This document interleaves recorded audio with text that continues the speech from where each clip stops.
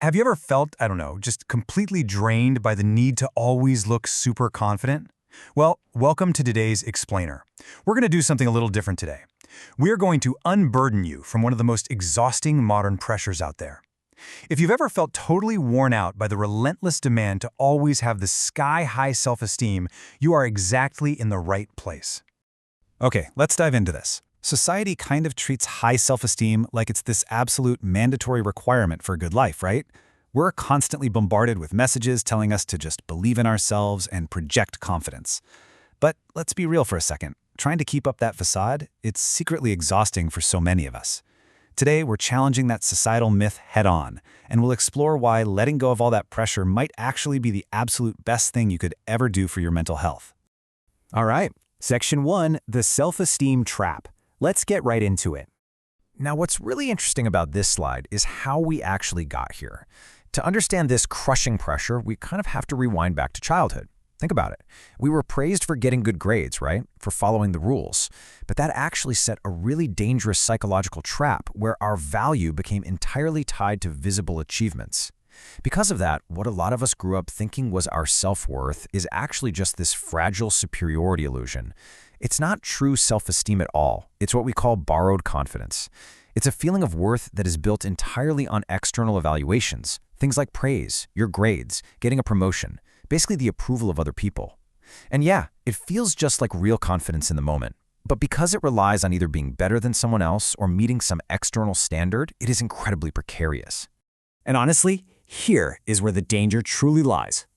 Because this borrowed confidence is built on external evaluation, it completely crumbles the very instant that praise or validation stops. Think about a time you had a major failure at work, or maybe you just didn't get that pat on the back you were secretly waiting for. We have all been there, for sure. Well, if your confidence is borrowed, your entire sense of existence can suddenly just shake. You're left feeling completely worthless. And it's not because you lack willpower. It's because that confidence was never actually generated from within you in the first place. It was always dependent on someone else's applause. What's wild is that this reliance on superiority becomes incredibly painful as we get older. When we're young, it's relatively easy to get evaluated favorably. You might get great grades or just coast on youthful energy and looks. But as we move into adulthood and later life, our physical stamina inevitably drops. And here's the hard truth we all have to face. There's always going to be someone younger, faster, or seemingly better. So if your self-worth is tied to being superior, aging literally becomes an exhausting battle. You might start feeling intense jealousy, or you might find yourself constantly looking down on others just to protect your own fragile standing. It is just a massive, unnecessary drain on your daily energy. Which brings us to Section 2, the exhaustion of acting. So we've seen how fragile borrowed confidence is, right? But what happens when we desperately try to maintain the illusion anyway? Well, psychologists call this over-adaptation. It happens when society tells you that having high self-esteem is the only acceptable way to exist, so you just force it. It's kind of like forcing a bright, cheery smile through a miserable 3-hour Monday morning meeting when all you want to do is sleep. You mask your true feelings, you hide your weaknesses, and you put on this brave face just to appear strong. But adapting this much to outside expectations deeply fatigues the mind. If you spend all your time acting like this fiercely confident person, eventually you actually lose touch with your true self. You might not even know what your genuine emotions are anymore, simply because you're so busy playing a role to please the crowd. And to make matters worse, we're often trapped in this really painful cultural contradiction. On one hand, society aggressively demands, be confident, assert yourself, stand out. But then, in the exact same breath, we're quietly told, hey, be humble, don't be too loud, know your place. Talk about a no-win scenario, right?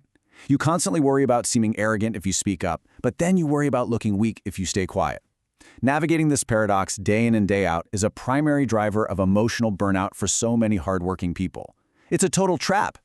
Let's look at Section 3, life-sized self-acceptance. So, the crucial point is, how do we redefine self-esteem so we aren't completely exhausted all the time?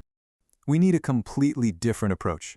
We have to strip away the whole idea of superiority and replace it with something much quieter and honestly much more resilient, life-sized self-acceptance. What exactly does a life-sized self look like? Well, first, it means absolutely no embellishment. You don't need to inflate your achievements or pretend to be stronger than you really are. But, equally important, it means no unnecessary self-deprecation. You don't need to shrink yourself down or artificially lower your worth either. True self-esteem isn't about overestimating or underestimating yourself. It simply requires a quiet, non-judgmental acceptance of exactly who you are right now in this very moment. It's looking at yourself and just saying, this is me, and that is okay. Okay, so how do we actually build this? Well, here are 3 highly actionable steps. First, create evaluation-free time. Carve out just 1 hour a week where you do something purely for yourself. Maybe drawing, going for a walk, or just listening to music where absolutely no one is judging or grading you. No scores, no feedback. Second, observe yourself objectively. Step back and look at yourself from a distance, recognizing your patterns without all that harsh criticism. And third, speak to yourself like you would speak to a best friend. Actually, let's linger on that last point for a second, because it is so incredibly powerful. Treat yourself with the exact same kindness you would offer your closest friend. Think about it. When a friend fails, do you look at them and tell them they're worthless? No way. Of course not. You offer them compassion and unwavering support. Yet we are so incredibly unnecessarily harsh to ourselves. Try looking in the mirror and extending that same gentle understanding to your own reflection. I promise you, it completely shifts your internal dialogue. Section 4, Letting Go with Morita Therapy. Let's move to DAing and see how this builds into a really profound psychological framework for letting go of our burdens.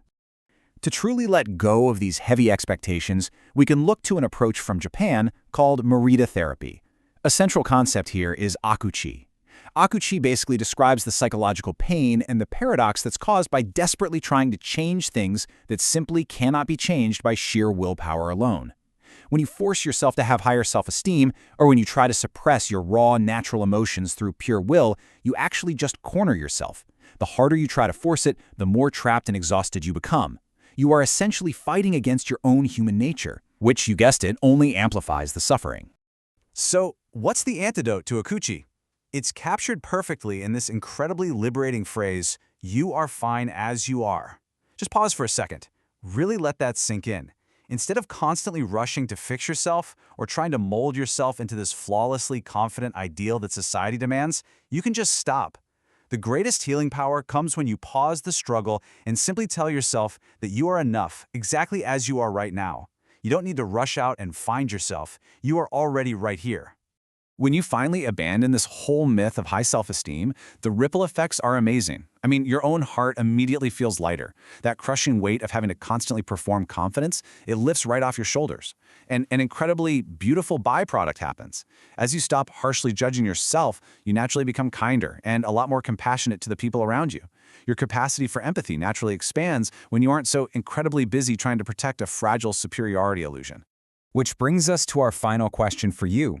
How will you be kinder to yourself today? Just take one small, pressure-free step. Drop the act, drop the need for applause, and just allow yourself to be.